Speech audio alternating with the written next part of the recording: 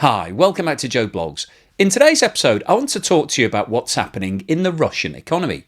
If you've been following mainstream media, you may have seen reports recently that the International Monetary Fund, which along with providing loans to countries that are in financial difficulty, also produces a lot of research. And they've published their latest forecasts for 2024 and 2025 for both global GDP and GDP per country. And the headlines that have been published following the latest data is that Russia is now forecast to grow at a faster rate than every other economy in the developed world. And you may be sitting there reading that thinking, what's going on? I've been hearing Joe Blogs saying that Russia is in difficulty and is struggling. However, Russia seems to be doing the best out of every country in the world. How can that make sense? And in this video, I want to go through the details as to what the IMF has actually stated, and then look at the fundamentals as to what is happening in Russia right now. So in today's video, we'll go through the details of what the IMF have said in terms of Russian growth, USA growth, China growth, and global growth. We'll then have a look at the actual figures in terms of total GDP that each of those countries are producing. And we'll have a look at the top 10 countries in 2023 in terms of GDP, and we'll see whether or not Russia featured in that top 10. We'll then have a look at some of the fundamentals of the Russian economy right now. So we'll take a look at what's going on with inflation and interest rates, because they're usually a very good sign as to the strength of an economy. We'll also talk about what's happening with the Russian ruble, because that started to deteriorate in value again over the last month or so. And once again, that gives us a really good market indicator as to what's happening in Russia. We'll then talk about the war economy that President Putin has built up and how this is actually driving GDP. But that isn't potentially sustainable over the long term, because obviously as soon as the war stops, you don't need a war economy anymore, and you then need to have a look at what you've got left. Have you built something sustainable for the long term, or have you just been boosting the numbers in the short term for the long-term detriment of everybody in the country? And then finally today, I'll wrap up with my summary. So what I think the IMF's figures actually mean, what's going on in Russia right now, and whether or not Russia is the strongest economy out of every country in the West. But before we get into all of that, I'd like to say thank you so much to everyone that's supporting the channel. Really, really means a lot to me. If you've bought me a coffee or sent me a YouTube super thanks, thank you for the time and effort that you've taken to do that. I know it's a lot of hassle. You have to go onto another website. You have to put your credit card details in, all of those sort of things. It takes time and effort, and it really, really gives me a big boost every time I receive one of those. I don't have time to respond individually to every single one, but I do see them, I do see who's sending them, and I really appreciate it. And if you've signed up as a long-term supporter of the channel, either through Patreon, YouTube membership, or Buy Me a Coffee membership, thank you so much for that support. It really helps to keep me going. I look at those numbers. I always have a look at my fellow YouTubers and see how many patrons and members that they've got. It's always nice to compare that. People have got a lot more than me, but I've got quite a few now. So thank you so much if you've signed up as a long-term supporter. It really helps to keep me motivated, and it helps me posting more videos like this, thinking about different types of analysis, looking at things in a different way to give you the full picture. So thanks very much. The IMF recently published updated forecasts for global GDP for 2024 and 2025. And those figures show that the global economy is forecast to increase by 3.2% in 2024. And Russia is also forecast to increase by 3.2%. And that compares with a growth forecast of 2.7% for the USA. And Russia's figure is actually higher than all of the major countries in Europe. So does this tell us that Russia is doing better than all of those countries? Is Russia actually stronger now than it was before the war in Ukraine started? Well, obviously not, because if you've been following the channel, you'll know that Russia is under severe sanctions. It's struggling to be able to hit all of its targets, and it's having to find new markets, offer discounts on things like oil and gas, and also it's struggling to be able to buy things. So why is the IMF saying that Russia is going to do better than everybody else? Well, one of the things to be careful of when we're talking about things like this is that it's dealing with percentages. So we're looking at percentage year-on-year growth. So you really need to look at what happened in the previous years to see whether or not that percentage tells us that the country is doing better or worse than everybody else. Now, before we go on to talk about Russian GDP, I want to talk to you about today's sponsor, Magic Spoon. When I was a kid, I used to spend hours at the weekend watching TV and eating endless bowls of cereal. And Magic Spoon have recreated cereal using grown-up ingredients. So all of their cereals are zero sugar, they're high in protein, they're gluten-free, wheat-free, soy-free, and they have no artificial ingredients. But the big question is, what do they taste like? Well, I can tell you that I've been eating Magic Spoon for the last month or so, and it tastes absolutely great. This is the fruity version. Really, really tasty. You can have this anytime during the day, and I've been eating it at all times. And the great news is that the guys at Magic Spoon are offering all Joe Blogs viewers a $5 discount on purchases, which you can get by clicking on the link below and using the promo code JOEBLOGS at checkout, or by scanning the QR code on the screen now. And they're so confident that you're going to love the taste that they're offering a happiness guarantee. So if you don't like it, you can get a full refund. And if you're looking for another way to support the channel, please buy some cereal, because these guys are sponsoring me for this video, but they'll only sponsor me for more videos if people actually buy the cereal. So if you fancy getting yourself some cereal and also supporting the channel at the same time, then please click on the link below. This chart shows the annual movement in Russian GDP dating back to 2012, and the scale on the right hand side of this chart goes from plus 7% at the top to minus 4% at the bottom. And what you can see here is an undulating chart where GDP growth is entirely different in every single year. And actually, in 3 years out of the last 12, Russia experienced a fall in GDP, had a negative percentage growth figure. And I think that's one of the really important points to note here, because the percentage growth in any one year compares what's happening in that year to what happened in the previous year. So if you had a huge fall in GDP in the previous year, it's much easier to show increased growth in the following year. If we look at the example of 2020, when the COVID-19 pandemic struck the whole of the world, Russia experienced a fall in its GDP of 2.7%. However, in 2021, it experienced growth of 5.9%. And part of that growth was because you're comparing the 2021 figures against an exceptionally poor year in 2020. So it's much easier to increase the numbers. And the other point that I wanted to make when we're looking at this chart is that the years when you've had low levels of growth or negative growth have an overall impact on the total GDP of Russia. And to put that into perspective, this chart shows the GDP growth for the USA over the same period. And what we can see here is that we've got a lot of years of consistent growth. So in 2012, the USA achieved growth of 2.3%. In 2013, it was 2.1, 2.5 in 14, 2.9 in 15, 1.8 in 16, 2.5 in 17, 3% in 2018 and 2.5% in 2019. And obviously what we've got here is year-on-year growth. So those figures are comparing against a previous year that was strong. So what that does is it continues to build both the percentage growth but also the total GDP. And that's the important point to note here, is that if you get year-on-year growth, then your economy continues to get bigger and bigger. However, the percentage figures that we've just looked at for Russia are very patchy. So you haven't got that year-on-year consistent growth. You've got GDP moving around all over the place. And to put that point into numerical context, this chart, which I've created using the figures that we've just looked at in terms of percentage GDP growth in every year since 2012, looks at Russian GDP. And what I've done here is taken 2011 as the starting point for this analysis, because it was the year before we saw all of that percentage growth.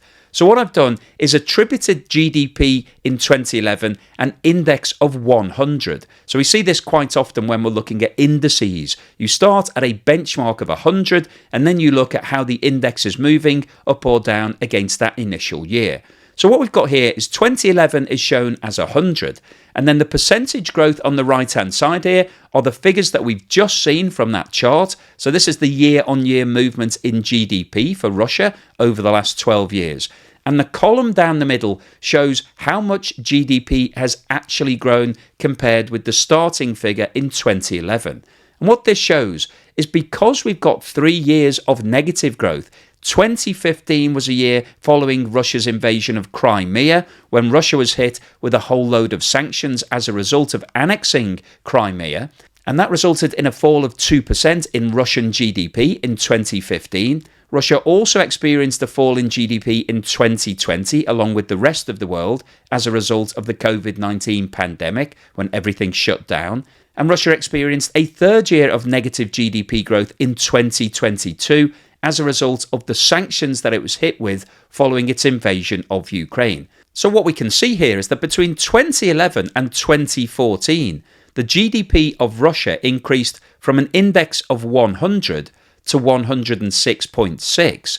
However, it reduced back to 104.5 in 2015 as a result of that first round of sanctions. The GDP index then increased again to 112 by 2019. However, in 2020, it went back to 108.9. We then saw an increase in 2021 to 115.4. However, the sanctions that were applied against Russia pushed the GDP index back to 114, and over the last 3 years, that index has then increased to 124.1. If we now show exactly the same figures for the USA, you can see the damaging impact that the negative growth that Russia has been experiencing has had on its total GDP. If we start off by looking at the growth figures for 2012 and 2013, the USA saw growth of 2.3% in 2012 and 2.1% in 2013, and that compared with 4% and 1.8% in Russia. And if you look at the actual index for both countries, you can see that in relative terms, Russia in 2013 was doing better than the USA. Compared with the starting point of 2011, Russia had achieved an index of 105.9 compared with 104.4 for the USA. However, you can see that in 2014 and 2015, GDP fell dramatically in Russia as a result of those sanctions being applied. However, the USA continued with its constant growth, hitting 2.5% and 2.9% in both of those years. And by the end of 2015, the USA's index was 110.2, compared with Russia's 104.5. The USA continued to record solid growth figures in 2016, 17, 18 and 19. And although Russia did get back to a period of growth, by 2019 its index was sitting at 112 compared with 121.4 for the USA. Now both countries experienced negative growth in 2020 as a result of the COVID pandemic. However, they both bounced back in 2021, with the USA achieving 5.8% growth and Russia 5.9%. However, in 2022, Russia was hit by a wave of sanctions as a result of the invasion of Ukraine and experienced a fall of 1.2% in its GDP, compared with growth of 1.9% in the USA. And by the end of 2022, the USA's GDP index of 128 compared with 114 for Russia. Now, the point that I was making earlier in the video about being very careful when you're comparing percentages is evidenced in the figures for 2023, because Russia achieved GDP growth of 3.6% compared with 2.5% for the USA. So at face value, you would say that Russia was doing better than the USA because its growth was significantly higher. However, you have to put that into the context of what happened in the previous year. And as you can see, Russia was coming from a base of a fall of 1.2% in its GDP. So it's much easier to achieve growth against a figure that was falling, compared with the USA, which achieved growth of 2.5% on the previous year's growth of 1.9%. So if you aggregate those 2 years, between 22 and 23, the USA actually achieved 4.4% growth, whereas Russia achieved 2.4%, because you're deducting the 1.2% fall from the 3.6% growth in the following year. And the undulating growth pattern of the Russian economy over the last 12 years can be seen in the index figure for 2025, which is 124.1, compared with the USA, which has a GDP index of 137.3, compared with that original starting point of 100. So what you can see here is that consistent year-on-year growth is far more preferable in terms of growing your total GDP and the size of your economy, rather than having peaks and troughs and falls and spikes, which is what Russia have been experiencing. So whilst at face value, the Russian growth figure of 3.2% for 2024 is higher than the 2.7% for the USA, overall, Russia has not been achieving better growth than the USA, and in fact, it's significantly worse. And also, you need to take into account that those negative figures keep reducing the benchmark, so it's much easier to grow against a lower benchmark than it is to have constantly increasing figures. So as we've just discussed, the important point when you're talking about GDP is to actually look at the actual numbers rather than percentage movements, because percentage movements are a nice metric to talk about how you're doing against this time last year. However, you need to look at what's been happening over the long term and how much your economy is actually worth. This pie chart breaks down global GDP for 2023 and shows the 10 largest economies. Not surprisingly, the USA was the largest economy in the world, with total GDP of just under $27 trillion. China was the second largest with 17.7 trillion. Germany came in at number 3 with just over 4.4 trillion. Japan was number 4 with just over $4.2 trillion. India came in at number 5 with a total GDP of just over 3.7 trillion. The UK was number 6 with just over 3.3 trillion.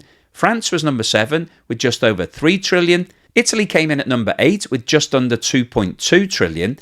Brazil was number 9 with 2.13 trillion, and Canada was number 10 with 2.12 trillion. So what this chart shows is that Russia was not ranked in the top 10 countries in the world by GDP in 2023. So you might be asking the question, well, where did they rank? Well, they actually came in at number 11. They've just missed out on the top 10 with a total GDP of just under 1.9 trillion, which was around $300 million short of being in the top 10. And the reason that I thought it was worth sharing this chart is really just to put into perspective how large the Russian economy is, because obviously it's in the top 20, but it isn't anywhere near the size of the USA or China or even Germany or Japan or India. It is far smaller. So when we're talking about percentage growth figures being higher than all of these other economies, it doesn't really make any difference in real world context because Russia is still significantly smaller.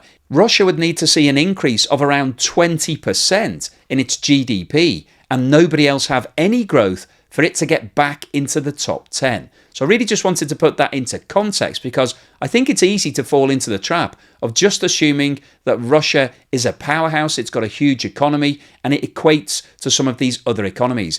It doesn't, it's not in the top 10, and it is a fraction of the size of both China and the USA. So what's the summary and conclusion today? Well, I wanted to post this video because I think statistics and percentages can be very misleading.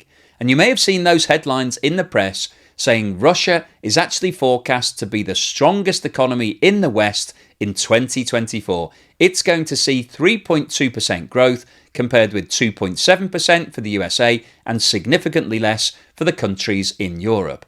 And if you're looking at that headline, it would be very easy to conclude that Russia's actually doing really well, that the sanctions are having no impact whatsoever, and it's all been a complete waste of time.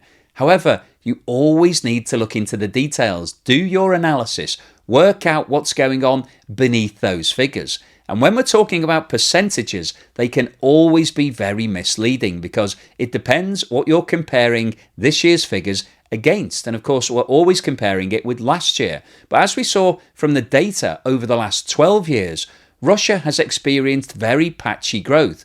In some years, it's had very small increases in GDP. And in 3 years out of the last 12, it's actually seen a fall in its GDP, negative growth in GDP. And when you're comparing any figures against something that's had negative growth, it's much, much easier to achieve a big percentage growth figure because you're coming from a lower base.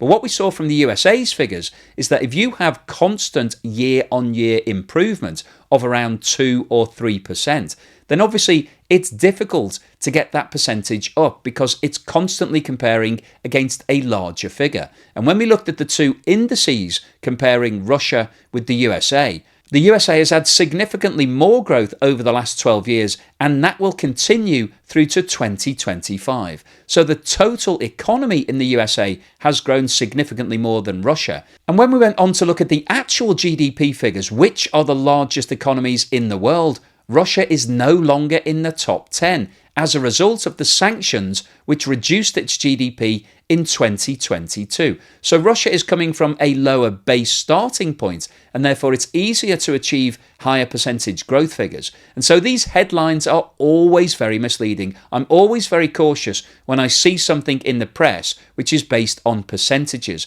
because you need to look into the details to see what that percentage has been calculated against. So that was the first point that I wanted to make in today's video, really to put everybody's mind at ease that Russia isn't the strongest economy in the world right now. And I think we've been through that in some detail. And what I also wanted to do is remind you of what's going on in Russia right now. The reason that Russia is achieving these growth figures and coming in with positive numbers is because it's changed its economy. It's moved away from being just a capitalist society, and it's now a wartime economy. So a lot of businesses in Russia have been commandeered. They've been told to do things to help the war effort. And that's having a boom in Russia. That's causing all of those businesses to record profits. And they're being paid by the state, so they don't have to worry about customers, having to market, do all of the things that a normal business would do to maintain its sales and grow its figures. It's just sitting back, producing everything and being paid directly by the Kremlin. So happy days for those guys. However, when you think about the long-term implications of this, it's actually undermining all of those businesses. Many of those companies may have spent the last 20 or 30 years building up their customer bases and market positions. And now they're having to change that and focus on what's going on in Ukraine. And potentially other companies are now coming in and stealing those customers.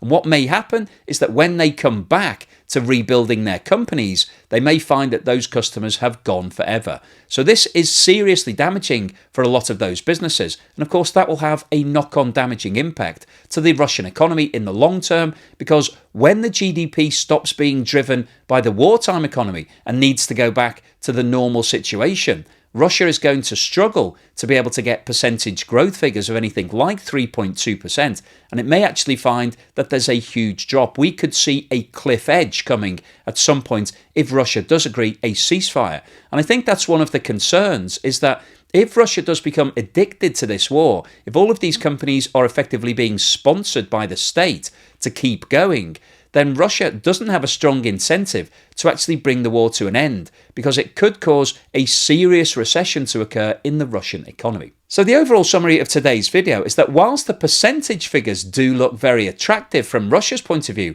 for 2024 and 2025, the devil is always in the detail. And just because Russia is showing 3.2% growth in 2024, it doesn't mean that the Russian economy is doing well. It doesn't mean that it's the biggest economy in the world. And it doesn't mean that the sanctions are not having any impact. So hopefully you've enjoyed today's video. You found it useful, informative and thought-provoking. If you've liked what I've said, then please give me a thumbs up. Thank you for watching this video all the way through to the end. And here's something to put a smile on your face.